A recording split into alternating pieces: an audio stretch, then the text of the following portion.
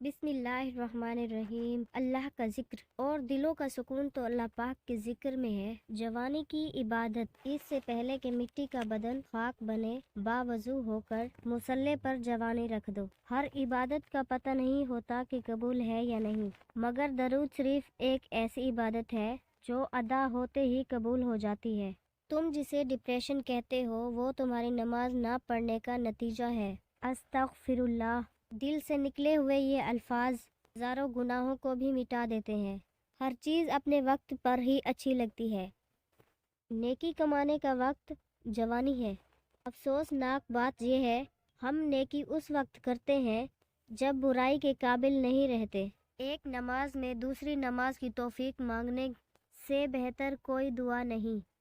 جانتے ہو تمہیں آزمائش میں ڈالنے سے پہلے تمہیں آزمائش سے نکالنے کے وسیلہ بناتا ہے۔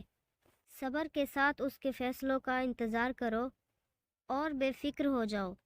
اللہ دیری اسی کے لیے کرتا ہے جس کا مانگنا اسے بے حد پسند آ جاتا ہے۔ اللہ سے رشتہ اتنا مضبوط کرو کہ تمہیں کسی کے سہارے کی طلب ختم ہو جائے۔ شفا بن جاتے ہیں وہ آنسو جو تہجد میں بہائے جاتے ہیں۔ کن کہتا ہے اللہ اور مقدر بدل جاتا ہے۔ کیوں لوگوں کو مرنا آسان لگتا ہے؟ کیا قبر حشر سب مذاق لگتا ہے؟ جن لوگوں کی تنہائیاں پاک ہوتی ہیں ان کی دعائیں کبھی رد نہیں ہوتی۔ تم سمندر کی گہرائی سے پکارو گے، اللہ تمہیں وہاں سے بھی سنے گا۔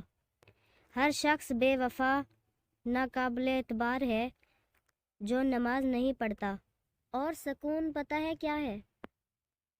اکیلے بیٹھ کر رب سے گفتگو کرنا۔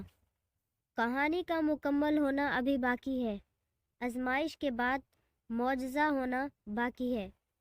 کچھ رشتے اللہ پاک خود ختم کرواتا ہے تاکہ ہماری زندگی خراب نہ ہو سکے۔ بے شک وہ جو کرتا ہے سب بہتر کرتا ہے۔ گھبرانا نہیں، ٹھوکر بھی اسی کو لگتی ہے جن کو رب نے تھاما ہوتا ہے۔ نماز پڑھنے سے صرف دنیا کی مشکلیں ہی ختم نہیں ہوتی بلکہ موت کے بعد بھی منزل آسان ہو جاتی ہے۔